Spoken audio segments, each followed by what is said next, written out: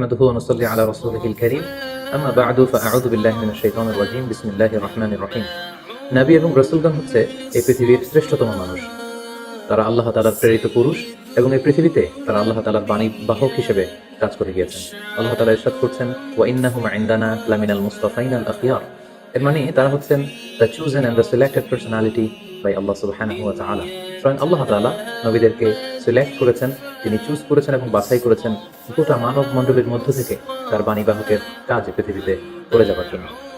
এই পৃথিবীতে বিভিন্ন নবীকে আল্লাহ তাআলা বিভিন্ন গুণে গুণান্বিত করেছেন, এক একজনকে তিনি এক এক উপাধিতে তিনি ভূষিত করেছেন। আল্লাহ তাআলা ইরশাদ করছেন তিলকা রাসূলু ফাদ্দালনা বা'দাহুম আলা বা'দ। তিনি এক একজন রাসূলকে এক একজনের উপর প্রাধান্য দিয়েছেন। তিনি কাউকে উপাধি দিয়েছেন সফিউল্লাহ, কাউকে উপাধি দিয়েছেন নাজিউল্লাহ, কাউকে উপাধি দিয়েছেন কালিমুল্লাহ, কাউকে উপাধি দিয়েছেন খলিলুল্লাহ, কিংবা কাউকে উপাধি দিয়েছেন হাবিবুল্লাহ। এই পৃথিবীতে কতজন নবী এবং রাসূলকে আল্লাহ তাআলা প্রেরণ করেছেন এ ব্যাপারে আমরা যে সমস্ত বর্ণনাগুলো পাই সেখান থেকে আমরা জানতে পারি যে এই পৃথিবীতে আল্লাহ তাআলা 1,24,000 নবী প্রেরণ করেছেন।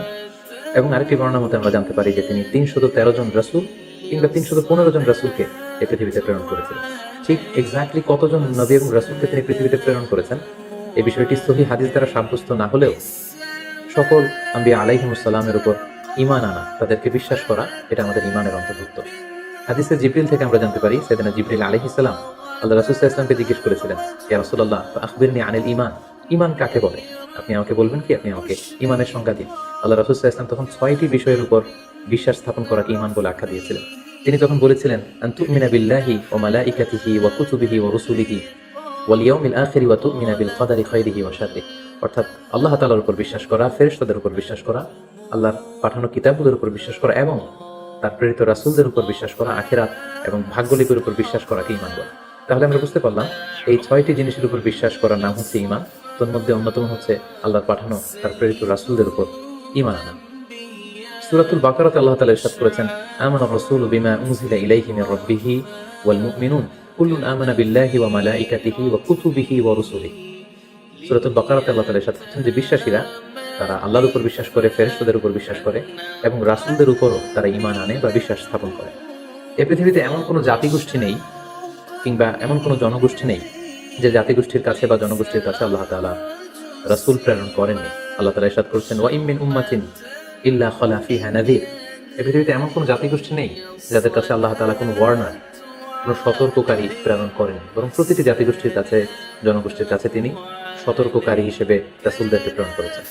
অন্যত্র আল্লাহ তাআলা ইরশাদ করেছেন ওয়ালাকাদ বাআসনা ফি কুল্লি উম্মাতিন রাসূলা।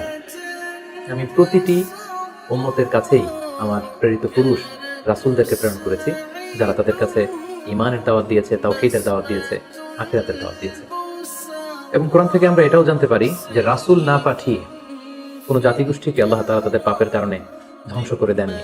আল্লাহ তাআলা ইরশাদ করছেন ওমা কুন্না মুআযযিবিনা হাত্তা নাবআসা রাসূলা। রাসূল না পাঠিয়ে, কোনো সতর্ককারী না পাঠিয়ে, কোনো পাপের কারণে, অন্যায়ের কারণে কোনো জাতিগোষ্ঠীকে আমি ইতিপূর্বে ধ্বংস করিনি। তবে কালামুল্লাহ মাজিদে কোরআনুল কারীমে সকল নবী রাসূলের ব্যাপারে আমাদেরকে বলা হয়নি, সব নবীদের কথা কোরআনুল কারীমে উঠে আসেনি। কেবলমাত্র 25 জন নবীর কথা আল্লাহ তাআলা আল কোরআনুল কারীমে আমাদেরকে জানিয়েছেন। আল্লাহ তাআলা ইরশাদ করছেন ওয়া রাসূলান ক্বাদ ক্বাসাসনাহুম আলাইকা মিন ক্বাবলু ওয়া রাসূলান লাম নাকসুসহুম আলাইক। হে নবী, আমি নবীদের মধ্যে থেকে, রাসূলদের মধ্যে থেকে কিছু কিছু নবী রাসূলের কথা আমি তোমাকে জানিয়েছি এবং অনেক অনেক নবী রাসূল আছে যাদের কথা, যাদের স্টোরিগুলো, যাদের ঘটনাগুলো আমি তোমাকে জানাইনি এই কোরআনের মধ্যে, তাদের ব্যাপারে কিছুই আমি উল্লেখ করিনি।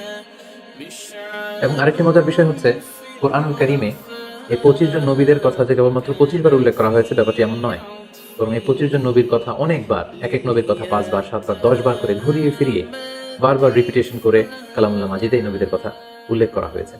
এর কারণ হচ্ছে আল্লাহ তাআলা বলছেন যে যাতে করে ওই সমস্ত নবীদের ঘটনাগুলো শুনে হে নবী মুহাম্মদ তুমি ধৈর্য ধারণ করতে পারো। তোমার জীবনে যে ক্রাইসিস চলছে এর চেয়েও অনেক বড় বড় ক্রাইসিস তোমার আগের অন্যান্য নবীদের জীবনেও এসেছিল। তাদের ইনসিডেন্টগুলো জেনে, তাদের অবস্থাগুলো জেনে, কিভাবে তারা ওভারকাম করেছিল এগুলো জেনে তুমি ধৈর্য ধারণ করতে পারবে। তোমার হৃদয়কে আরো মজবুত করার জন্য, সুদৃঢ় করার জন্য আমি এই নবীদের কাহিনীগুলো কোরআনে বর্ণনা করছি। আল্লাহ বলছেন মা নুসাব্বিতু বিহি ফুআদাক, যাতে করে তোমার হৃদয়টা আরো মজবুত হয়, টু স্ট্রেংথেন ইউর হার্ট, তোমার হৃদয়টাকে আরো মজবুত করার জন্য, তুমি যাতে আরো ধৈর্যশীল হতে পারো, এজন্য আমি নবীদের কাহিনী তোমাকে শুনিয়েছি। অন্য একটি আয়াতে আল্লাহ তাআলা ইরশাদ করছেন লাকাদ কানা ফি ক্বাসাসিহিম ইবরাতুল লিউলিল আলবাব নবীদের এই ঘটনাগুলোর মধ্যে, স্টোরিগুলোর মধ্যে তোমাদের জন্য লেসন রয়েছে, শিক্ষা রয়েছে। Lesson for the man of understanding, যারা চিন্তা করে, যারা বুঝতে চায়, যারা জানতে চায়, তাদের জন্য এই ঘটনাগুলোর মধ্যে আল্লাহ তাআলা অনেক শিক্ষা রেখে দিয়েছেন। অন্য একটি আয়াতে আল্লাহ তাআলা ইরশাদ করছেন, ফাকুসুসিল কসাস লাআল্লাহুম ইয়াতাফাক্কারুন। হে নবী, পূর্ববর্তী নবীদের ঘটনাগুলো, কাহিনীগুলো, কিচ্ছাগুলো আপনি আপনার উম্মতের মাঝে শোনান, যাতে করে they may reflect or ponder on or they may use their sense, তারা যাতে তাদের সেন্সকে ইউজ করতে পারে। এজন্য আমি নবীদের ঘটনাগুলো আপনার কাছে নাজিল করছি এবং এই ঘটনাগুলো আপনি তাদেরকে শোনান। নবীদের নামে আল্লাহ তাআলা সর্বমোট 6টি সূরা কোরআন কারিমে ডেডিকেট করেছেন। 6 জন নবীর নামে 6টি সূরা তিনি দিয়েছেন। আর সেগুলো হচ্ছে সূরা ইউনূস, সূরা হুদ, সূরা ইউসুফ, সূরা ইব্রাহিম, সূরা মুহাম্মদ এবং সূরা নূহ। এই 6 জন নবীর নামে আল্লাহ তাআলা 6টি সূরা দিয়েছেন। এবং সকল নবীদের নামে তিনি একটি সূরা ডেডিকেট করেছেন, সেটা হচ্ছে সূরাতুল আম্বিয়া।